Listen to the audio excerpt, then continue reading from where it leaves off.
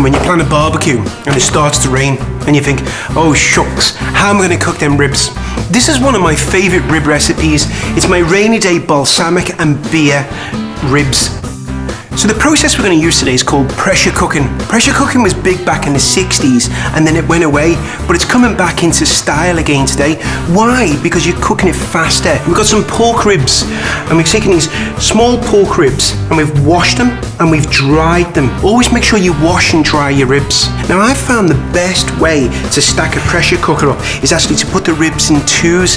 If you put them in half slabs, you can't quite stack them up as much. Just like this, you can see, really easy, stacking them in twos, and it's almost like building a wall, just coming through it and coming through. We come into the pan and we just stack them. See the way I'm stacking them around? And this is the best way. I've found in a pressure cooker you can usually get about 3 sheets of ribs. Now we're going to make the sauce. Normally with my recipes I have about 5 or 6 ingredients. This is a little bit more, but they all come together well. First of all, balsamic vinegar. Now balsamic vinegar is delicious. It's a sweeter of the vinegars, but as you cook it out it gets even sweeter. Honey, putting some honey in there. Garlic, tomato ketchup, fantastic Worcester sauce, ginger, brown sugar. If you haven't got brown sugar, you could use some white sugar and maybe a little bit of molasses in there as well. And we've got some Dijon mustard, and then we've got some beer. Placing the beer inside, and the zest of one orange. Just come down it. Just the zest of one, just coming into the bowl. Place the mix into the pot, just like that. Place the lid on. Bring this up to a boil.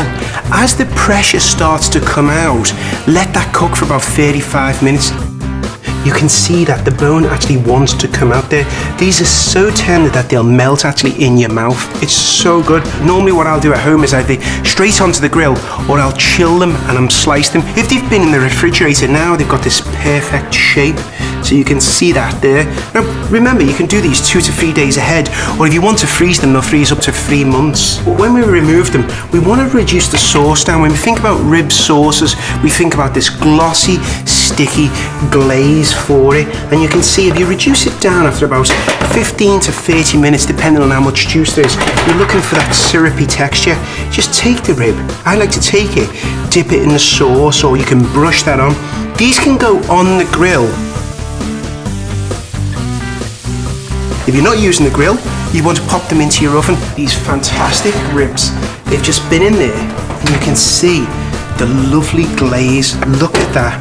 The balsamic gives them this beautiful colour.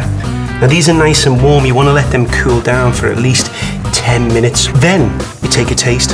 I promise you that these beer and balsamic rainy day ribs will become one of your family's favourite recipes. It's easy, it's delicious, and you can get all the ingredients at your grocery store.